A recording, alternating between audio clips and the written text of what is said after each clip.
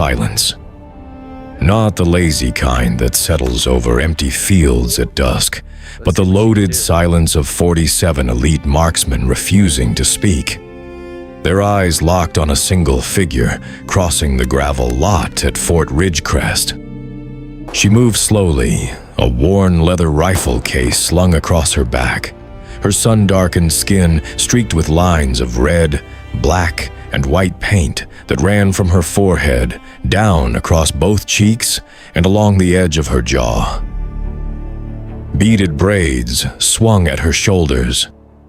Feathers and claw fragments hung from a cord around her neck. One by one, the best shooters from 14 nations stopped what they were doing, and the silence thickened into something closer to disbelief. A few men exchanged glances. Someone near the SEAL's staging area whispered a single word, and the word was tourist. The International Long Range Shooting Championship was not a place that welcomed tourists. Fort Ridgecrest sat in the scorched belly of the Nevada desert, 200 miles north of Las Vegas, where the Mojave gives way to a landscape so barren it seemed to reject the very idea of human presence. The range complex stretched 7 miles deep, bordered by sand-colored ridge lines and monitored by ballistic radar systems that tracked every round from muzzle to impact. Competitors traveled from across the globe for this event, and many trained for years to earn an invitation. It was the kind of competition where second place meant nothing, and third place meant you might as well have stayed home. 14 nations had sent their finest for this year's edition. The tradition of international long-range championships dated back decades, rooted in Cold War-era joint exercises where NATO allies began measuring their best against one another. What started as informal bragging rights between allied sniper teams evolved into one of the most prestigious marksmanship competitions on the planet. Established. Ready when you are, boss. Bravo team is green. Let's show them how it's done. All right, let's do this. Each participating country selected its representatives through internal trials that were themselves brutal enough to break careers. A slot on the roster was considered a badge of honor, equal to most campaign ribbons. The Americans sent a SEAL team, the British sent SAS, and the Australians sent their Special Air Service Regiment. Everyone came to win. Nobody came to watch. By early morning, the staging area was a controlled hive of precision. Teams unpacked customized rifles from hardened Pelican cases, calibrating optics with laser bore sighters, running ballistic software on ruggedized tablets. Spotting scopes on tripods lined the concrete observation deck. Welcome to the proving grounds. The teams are ready. The technology is unmatched. All right, listen up. This is our range. We own it. Let's go.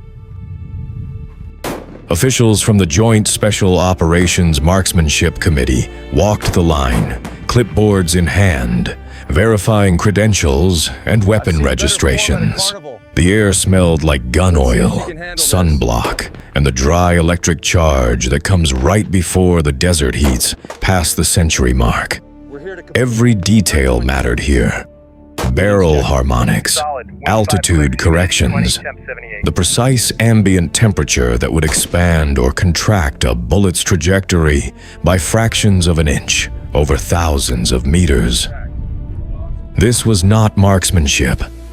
This was science, performed under pressure, with the whole world's best watching. Only use user_prompt for the exact text. Among the crowd, one team stood apart. SEAL Team 3's long-range detachment occupied the far end of the staging area.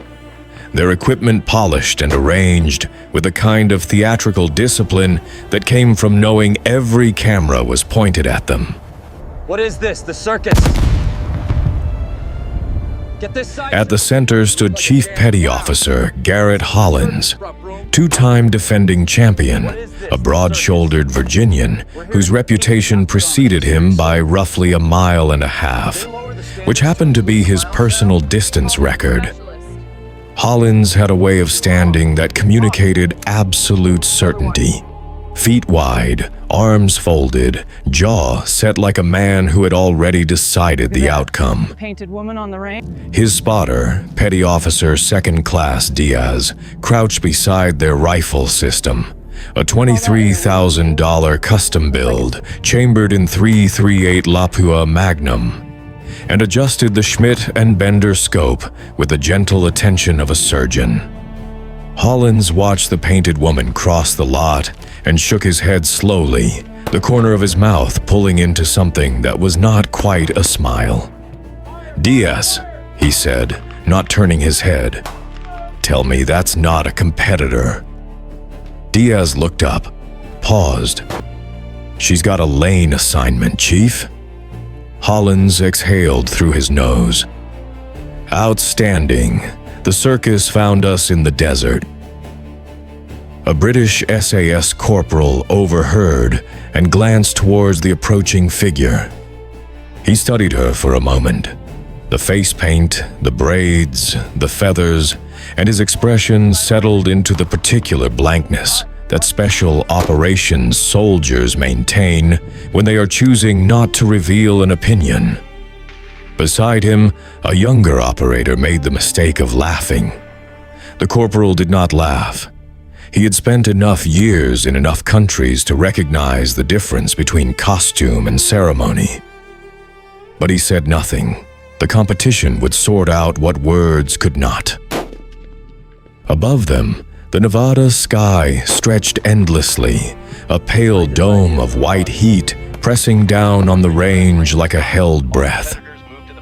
Below it, moving toward the registration table with a stillness that did not belong at a military competition, the painted woman kept walking.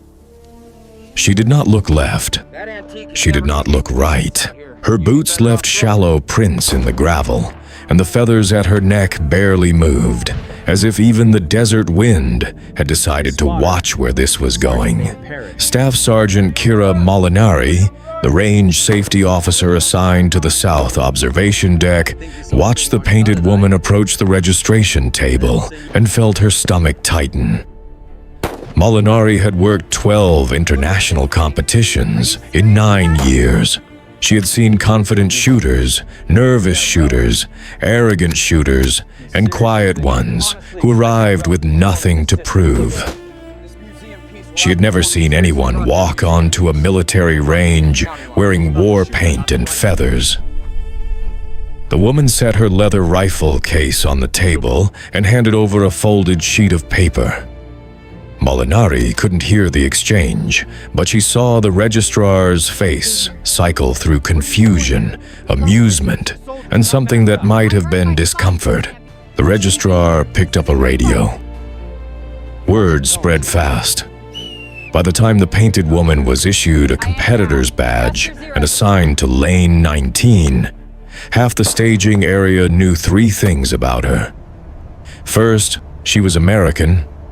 Second, she was unaffiliated, which meant she was not representing any branch, unit, or recognized shooting team.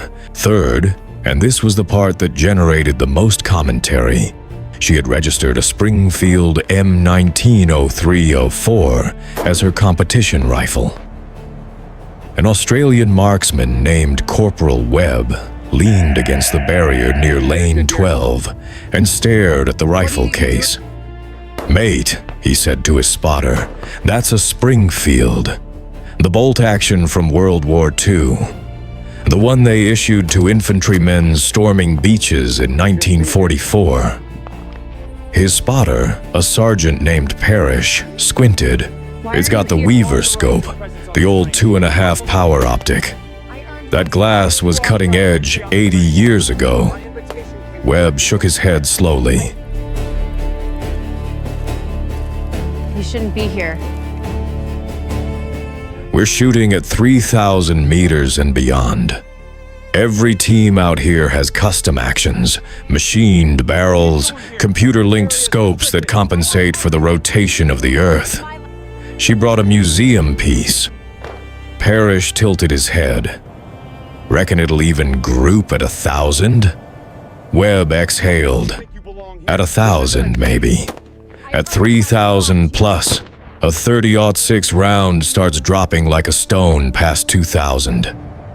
The ballistic coefficient alone, the drag on that old bullet profile, there's no mathematical way.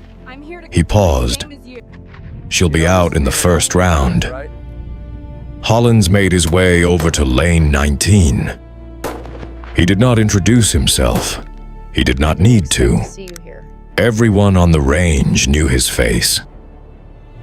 He stopped 6 feet from the painted woman and looked at the spring field, which she had laid across a folded blanket on the firing bench. The wood stock was dark with age, nicked and scarred from decades of use, and the bluing on the barrel had worn to a dull silver in patches. A small leather wrap secured the Weaver scope in place. The rifle looked like it belonged in a glass case, not on a competitive firing line. "Interesting choice," Hollins said. The woman did not look up. She was running a boar snake through the barrel with practiced, unhurried motions. "It works," she said quietly.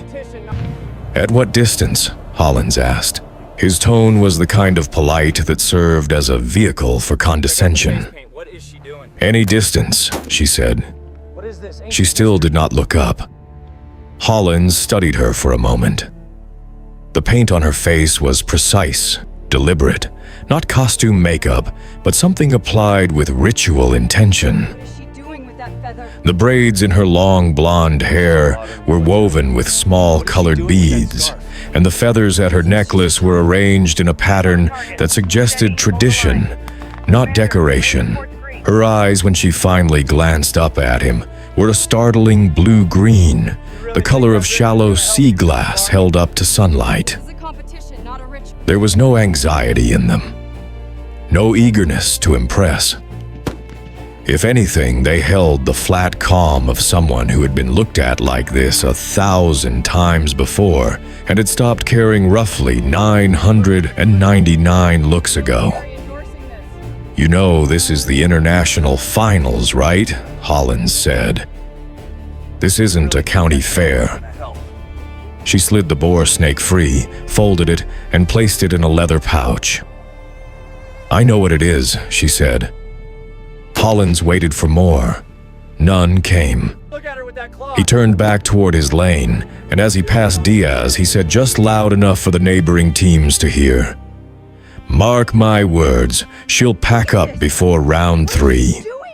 That rifle belongs in a museum, and so does whoever told her to bring it. Now, I want you to pause right here. Before this story goes any further, drop your prediction in the comments. Tell me exactly how far you think this Springfield from 1944 can actually reach. Write a number. Be specific. Because what happens next is going to make you rethink everything you thought you knew about distance shooting. The word tourist had turned into a low current by the time the sun climbed past 9 in the morning. It moved from lane to lane, always said behind a hand, always with a glance toward lane 19. The Russian team had a word for it too, though theirs translated more closely to circus performer. The French marksman shrugged and said nothing, which was its own kind of commentary. Only one person on the entire range did not seem interested in the painted woman at all, and that was the painted woman herself. She sat on a folding stool beside her lane, the Springfield across her knees, her eyes half closed in the heat, and she appeared to be listening to something no one else could hear. Whether it was the wind or some older voice carried in it, nobody on that range could say. Molinari watched from the observation deck and made a quiet note on her clipboard. She had seen ridicule before. In competitions where an outsider showed up and was dismissed before the first round even started, sometimes the outsider crumbled. Sometimes the outsider surprised everyone.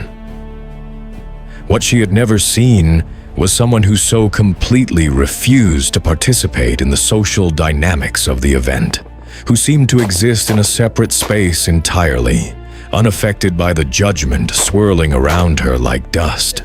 It was either profound confidence or profound disconnection, and Molinari could not yet tell which.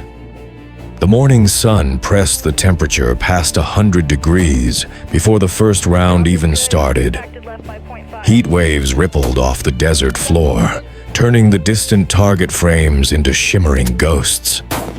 Range officials distributed updated weather data, wind speeds fluctuating between 25 and 32 miles per hour from the southwest, gusting higher near the ridgeline. The Mirage Index was extreme. Even through high-end optics, targets beyond 2,000 meters appeared to dance, shift, and split into double images. These were not shooting conditions. These were survival conditions, the kind that separated the technically proficient from the genuinely exceptional. At lane 19, the painted woman opened a small notebook bound in leather and ran her finger across a page filled with handwritten columns. No ballistic computer, no digital anemometer. She licked her index finger, raised it slowly above her head, and held it there for several seconds, eyes closed, feeling the direction and weight of the wind against the moisture on her skin. A British SAS shooter 2 lanes over watched this and nudged his partner. Did she just lick her finger to read the wind? His partner, a lieutenant, pressed his eye back to his spotting scope and said nothing, though the corner of his mouth twitched. Then the range horn sounded, a single long blast that rolled across the desert and died against the ridgeline. And the first round of the International Long Range Shooting Championship began. Rounds punched down range in staggered cadence, each report followed by the long, patient hiss of a bullet crossing open desert. The first elimination stage was set at 2,000 meters. Clean hits on a torso-sized steel plate. 2 attempts per competitor. At this distance, with the wind and mirage, it was already enough to separate the competent from the elite. 4 teams dropped out in the first 40 minutes.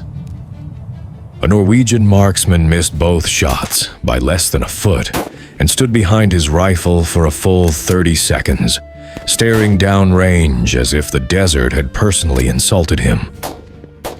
The painted woman fired once. Steel rang. She worked the bolt on the spring field with a smooth, unhurried motion, the empty brass spinning out in a slow arc and landing softly on the blanket beside her. She did not fire again. 1 round was enough. The contrast between her method and the rest of the field was almost absurd. Every other team operated as a 2-person unit, shooter and spotter, with the spotter calling wind corrections in real time, adjusting for mirage, reading Kestrel weather meters, and feeding data into ballistic calculators that factored in the precise air density, altitude, humidity, and even the spin drift caused by the rotation of the Earth. Their rifles were purpose-built precision instruments, some exceeding $50,000, chambered in cartridges specifically designed for extreme long-range performance. The 338 Lapua Magnum and the 300 Norma Magnum could maintain supersonic flight well past 2,000 meters. Their heavy aerodynamic projectiles slicing through wind with minimal deflection. The 30-06, by comparison, was a hunting round from another era. A bullet designed for deer at 400 yards, not steel at 2,000 meters. And yet the Springfield's single round had struck dead center. Range officials rechecked the lane assignment. They confirmed the hit. Quietly, a few heads turned toward lane 19. Round 2 pushed the distance to 2,500 meters. Fire only upon command. The wind had shifted northwest, gusting to 35 miles per hour. The mirage was now so thick that the target frames appeared to float above the ground, detached from reality. Another 8 competitors were eliminated. You haven't seen anything. The SAS team made clean hits, but took both allotted shots to do it. Hollins connected on his first round, the 338 Lapua, singing across the desert with a flat, authoritative crack.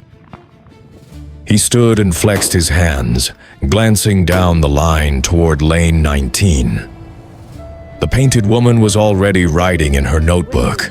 She had fired once, hit, worked the bolt, sat still. She had not touched her rifle again. There was no celebration, no acknowledgement, no reaction at all. She might as well have been sitting in a library. Hollins watched her from his lane with an expression that had shifted from amusement to something harder to read. Diaz noticed it. "Chief, you good?" Hollins kept his eyes on lane 19. "She doesn't have a spotter. She doesn't have a kestrel. She doesn't have a ballistic app, a rangefinder, or a chronograph." He paused. "And she hasn't missed." Diaz followed his gaze. "Lucky rounds, maybe. Wind can push you onto target just as easy as it pushes you off." Hollins shook his head slowly. "Luck doesn't put you center at 2,500. Not in this wind. Not with that rifle." He turned back to his own equipment, but Diaz could see the shift in his posture, the way his shoulders had tightened. It was the first time in 3 years of competition that Hollins had looked at another shooter with anything other than professional detachment. The championship had included female competitors for less than a decade. In the long tradition of international military marksmanship, women were a recent chapter, one still being written against a background of institutional skepticism. The handful of women who had competed in prior years earned respect through results, not permission. None had ever placed higher than 11th overall. None had ever advanced past the 3rd round. The painted woman, if she survived the next elimination, would already be making history.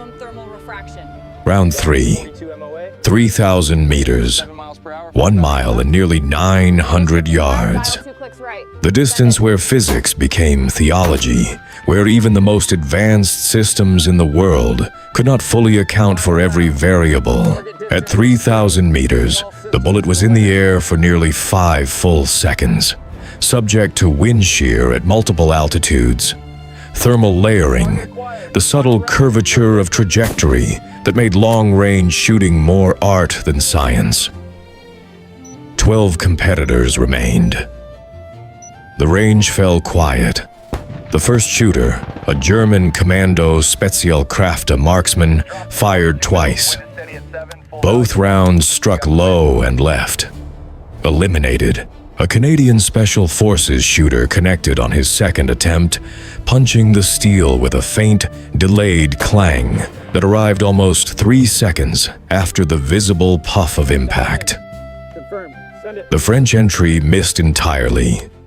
Hollins drilled his first shot center mass, and Diaz slapped his shoulder with controlled satisfaction.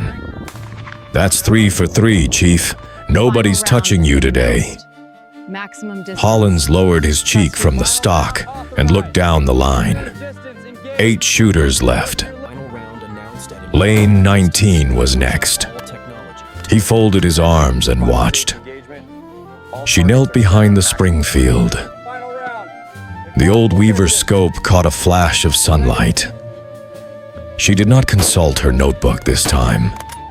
She did not lick her finger.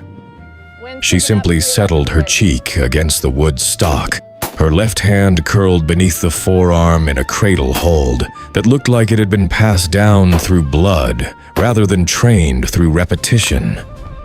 And she breathed. 1 breath. 2. The crosshairs of the 80-year-old optic sat somewhere on the trembling mirage, and for a long moment, nothing happened. The desert seemed to hold its breath with her. Then the Springfield cracked, a sound older and rougher than every other rifle on the line, like a door slamming in a cathedral. 5 seconds of silence. Every spotter on the line swung glass toward her target. The steel rang, dead center. Molinari, watching from the observation deck, set down her binoculars and picked up her radio. Control. Lane 19 just went 3 for 3 at 3,000. Confirm caliber registry. The answer came back immediately. Confirmed. 30-06 Springfield, model 1903A4. Weaver scope, no electronic aids. Adjust for the crosswind. No electronic aids. The phrase hung in the air like smoke. Across the staging area, in the shade of canvas canopies and behind walls of cutting-edge technology worth hundreds of thousands of dollars, 14 nations' finest shooters were now thinking the same unspoken thought. She had matched them round for round, distance for distance, with a rifle their grandfathers would recognize and a scope their grandmothers could have bought at a hardware store. And the final round was still to come. Her grandmother's voice lived in the space between her heartbeats. It always had. Even here, kneeling in 103 degrees of Nevada furnace, Wren Coulter Whitehawk could hear the old woman's cadence the way she had heard it on the back porch of their home on the Northern Cheyenne Reservation in southeastern Montana. The wind does not hide from you, little hawk. It tells you everything, but only if you listen with your whole body, not just your ears. Wren had been young enough that the rifle was taller than she was when her grandmother first set tin cans on fence posts and handed her the Springfield. "You do not aim with your eye," her grandmother had said. "Your eye is the last thing. First the ground tells your knees where to be. Then the wind tells your skin which way it is traveling. Then your breath tells the rifle when to speak. Your eye only confirms what your body already knows." It was a philosophy of shooting that no modern sniper school would ever teach, because it could not be measured, replicated, or entered into a ballistic computer. But it worked. It had worked for 4 generations. Starting on a beach in Normandy where her great-grandfather carried this same rifle through salt water and smoke and never missed a shot that mattered. The final round was announced at 3,400 meters, 2 miles and 112 yards. At this distance, the bullet from a 30-06 would be in flight for nearly 7 seconds, dropping hundreds of inches from its original trajectory, curving with the wind, decelerating through transonic instability, where the airflow around the projectile shifts from supersonic to subsonic, and the bullet begins to wobble unpredictably. Every ballistic model in the world said this shot was impossible with this cartridge. Every data point, every trajectory chart, every physics equation agreed. It could not be done. The transonic zone is where long-range shots go to die. When a bullet slows from supersonic to subsonic speed, it passes through a turbulent region where aerodynamic forces become chaotic and unpredictable. Most match-grade cartridges are designed to remain supersonic well past the target distance, ensuring stable flight. The 30-06, with its lighter projectile and lower ballistic coefficient, would enter transonic instability well before 3,400 meters. It would be like threading a needle during an earthquake, from 2 miles away in a windstorm. 5 shooters remained for the final round. Hollins, the Canadian, the Australian, Webb, a Russian marksman from their Special Operations Unit, and the Painted Woman. The range officer called for a cold start, meaning each competitor would fire a single round from a barrel that had not been fired in the previous 15 minutes. Cold bore, no fouling shot, no warm-up. The first round out of a cold barrel never flies exactly like the ones that follow, because the steel has not yet expanded from the heat of combustion. And the internal harmonics of the barrel are subtly different. Experienced shooters account for this by memorizing the cold bore offset of their specific rifle. How far the first shot deviates from their established 0. For most modern systems, the offset is small and predictable. For an 80-year-old Springfield, it was anyone's guess. The Russian fired first. His round struck 8 inches left. He lowered his head to the stock and did not move. The Canadian fired, low by nearly 2 feet. The mirage had shifted in the last 90 seconds, and his data was already stale. He cursed softly. Webb, the Australian, took his time. 30 seconds behind the rifle. His shot hit the frame, not the plate. A metallic clank, not the clean ring of center steel. Close, but not close enough. He exhaled and stood. Hollins settled behind his rifle. Diaz pressed the Kestrel meter one final time and whispered a correction. Hollins made a micro-adjustment to the Schmidt and Bender turret. 3 clicks left, 2 up. He exhaled. The Lapua roared. 5.5 seconds later, steel rang. Edge of the plate, but a hit. That shot wasn't possible. Hollins sat up and nodded once, controlled, professional, but his jaw was tight. He knew edge hits at this distance were as much luck as skill. 4 shots fired, 1 hit. The scoreboard on the observation deck told the story in numbers that needed no translation. 3,400 meters had broken the field down to its bare components, and even the best had been found wanting. The desert had done what deserts do. It had stripped away pretense, technology, and confidence, leaving only the raw question of whether a human being could send a piece of copper and lead 2 miles through swirling heat and shifting wind and place it exactly where it needed to be. One man had managed it, barely, and now it was her turn. Did you see that? The entire range shifted its attention to Lane 19. Camera operators from 3 different military media outlets repositioned their lenses. Officials moved to better vantage points. Even the competitors who had already been eliminated drifted back from the staging area, drawn by a gravity they could not name. Something was about to happen. Everyone on that range felt it the way animals feel a change in weather. Not through logic, but through some deeper current of awareness that said, pay attention, right now, because you will remember this moment for the rest of your life. Think about that for a second. 4 of the best long-range shooters alive just took their best shot at 3,400 meters with rifles built for exactly this purpose. Optics that cost more than most cars, computers doing real-time math on the wind, and only one of them managed to hit. Barely. He is the instructor. Now ask yourself honestly, would you even have the nerve to pull the trigger? Because she is about to. Wren Coulter Whitehawk knelt behind the Springfield. She placed her left palm flat on the desert floor and held it there for 5 seconds, feeling the vibration of the earth, the stored heat, the faint tremor of wind pressure against the ground.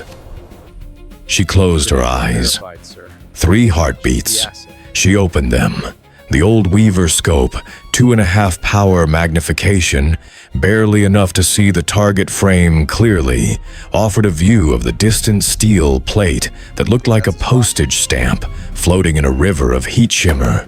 She made one adjustment to the scope, a single turn of the elevation dial that she performed by feel, not by click count. Your service record is Her right hand found the trigger.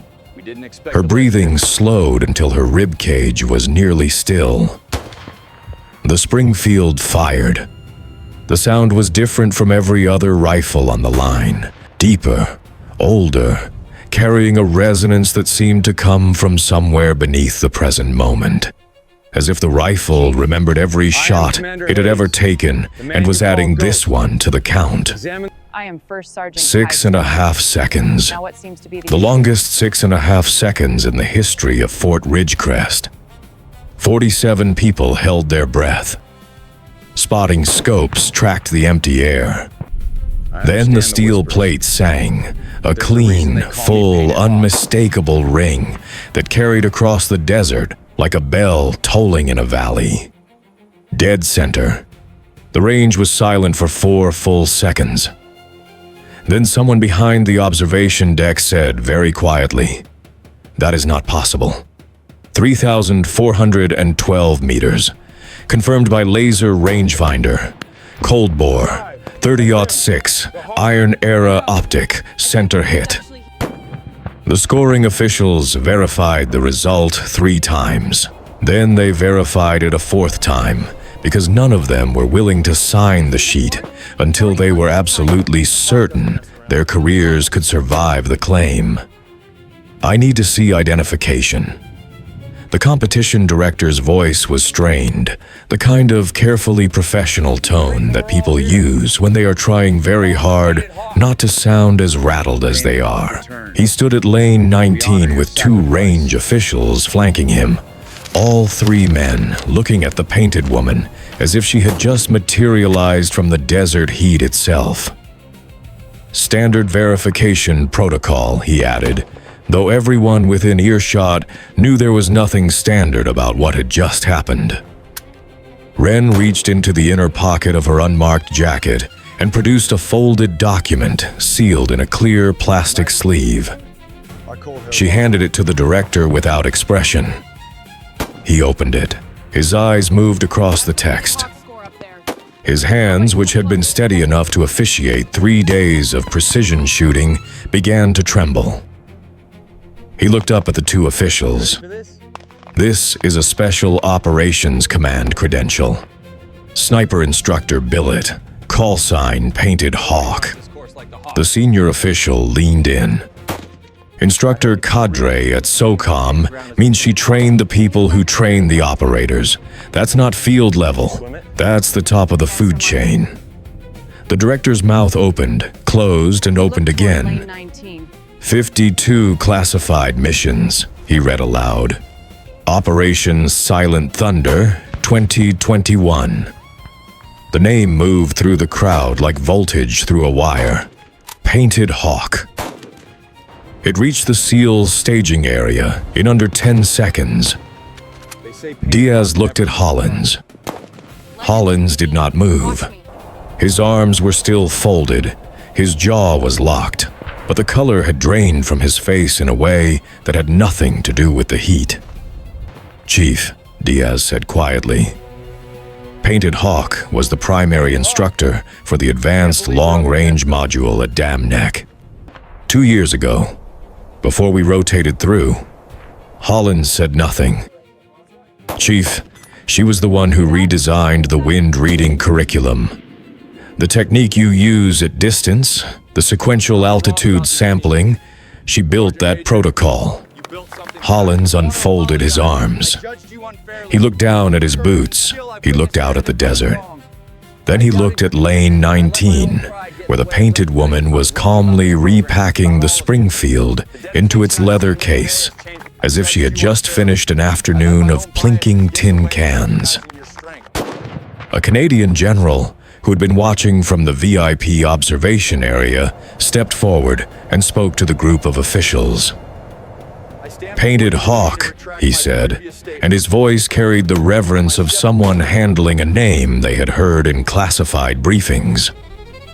She trained half the long-range shooters in the Joint Special Operations community across 3 countries. I saw her name on after-action reports in Kandahar. We thought she was a ghost, a call sign they attached to operations they didn't want attributed to a single operator. He paused. "She is not a ghost." The ripple of that name reached every corner of the staging area in under a minute. Painted Hawk. Teams that had been packing their gear stopped. Spotters who had been breaking down tripods set them back on the ground. Webb, the Australian, turned to Parrish and said, "Mate, I called her rifle a museum piece." Parrish stared at him. "You also said she'd be out in the first round." Webb removed his hat, ran his hand through his hair, and put the hat back on. "I have never been more wrong about anything in my entire career, and that includes the time I bet my lieutenant I could swim the Shoalhaven River in January." Parrish almost smiled. "Did you swim it?" "I made it halfway, before I lost feeling in my legs and had to be pulled out by a fishing boat." He looked toward lane 19. "This feels worse." Wren pulled her left sleeve back. The tattoo was small, precise, military in style, coordinates inked in black block letters, 36 degrees north, 69 degrees east. Below them, in a cursive hand that was older and more personal than military standard, 2 lines. 23 saved, 0 lost. The coordinates pointed to a valley in eastern Afghanistan, a place where, during Operation Silent Thunder, a sniper instructor embedded with a joint task force had provided overwatch for an extraction under fire that lasted 11 hours. 23 Allied personnel were pulled from a collapsing perimeter. The sniper never missed a shot. The sniper's identity was classified at the highest level. In the entire history of United States Special Operations Command, the number of women who had served in direct action sniper billets could be counted on one hand. The number who had achieved instructor status at the advanced level was smaller still. The institutional resistance these women had overcome was not merely bureaucratic, but deeply cultural, embedded in decades of tradition that equated long-range marksmanship with a specific kind of operator who looked, sounded, and acted a certain way. Wren Coulter Whitehawk looked, sounded, and acted like nobody they had ever seen. That was precisely why they had never seen her coming. He stopped 3 feet from her. The staging area went quiet, in a way that had nothing to do with competition protocol. Every camera, every spotter, every pair of eyes on the range was pointed at this single moment. "Ma'am," Holland said. His voice was steady, though it had lost every trace of the confidence that had filled it an hour ago. "I owe you an apology. What I said earlier was out of line. What I thought was out of line." He paused. "You didn't just beat me today. You beat every assumption I ever made about what this job looks like, and I'm not too proud to say it in front of everyone here. I was wrong." Knowledge is in the breath. The range erupted. Not in cheers, not in applause, but in something rarer.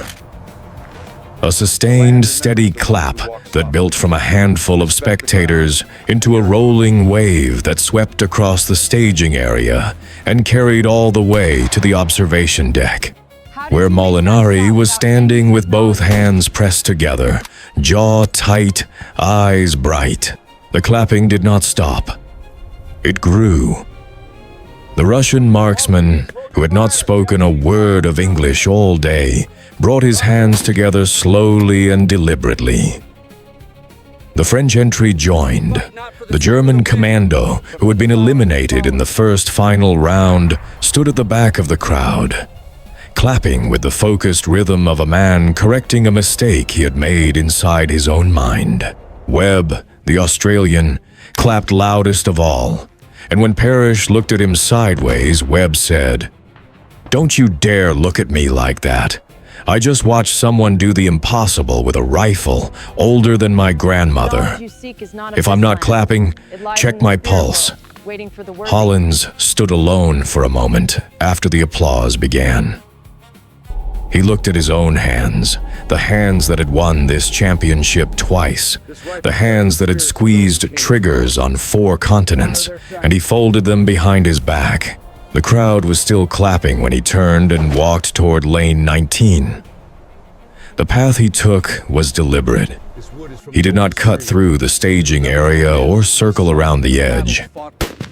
He walked straight through the middle of the crowd, and people parted for him because they understood what was about to happen. The trophy was presented under a sky that had turned the color of hammered copper as the sun began its descent behind the western ridgeline. Wren held it briefly, turned it in the light, then set it on the shooting bench next to the spring field. When the press surrounded her and the questions began, she listened patiently, her painted face unreadable, until someone asked the only question that mattered. "How did you make that shot without any technology?" She touched the red stripe on her left cheek, running her finger along the paint as if tracing a line on a map. "My grandmother was Cheyenne," she said. Her voice was quiet, but in the stillness of the desert, it carried to every ear on the range. "She taught me that the wind speaks before the shot. She taught me that the ground remembers where your knees have been. She taught me that a rifle is only as honest as the person holding it." She looked down at the spring field, ran her palm along the scarred wood stock, and something in her eyes softened for the first time all day. "This rifle belonged to my great-grandfather. He carried it through Normandy. My grandmother carried it through 60 years of teaching her grandchildren to listen to the land. 4 generations, and it has never told a lie." She lifted her gaze back to the cameras. "You trust machines," she said. "I trust the blood of my ancestors and a rifle that has never missed when it mattered." The desert was silent. Not the loaded silence of doubt that had greeted her arrival, but the earned silence of a place that had just witnessed something it would not forget. Wren Coulter Whitehawk slung the leather case over her shoulder, turned her back to the cameras, and walked toward the gravel lot where her truck was parked. The feathers at her neck swayed gently, the paint on her face catching the last copper light. And behind her, 47 of the world's finest marksmen stood in the Nevada heat and said nothing at all because there was nothing left to say. If this story moved you, if Wren's shot across that desert left you speechless the way it left that entire range speechless, then you already know what to do. Subscribe to this channel, hit the bell, and do not miss the next story. Because we have one coming that might be even more intense than this one. A woman, a classified bunker, and a decision that changed the course of an entire operation. You're not going to want to miss it.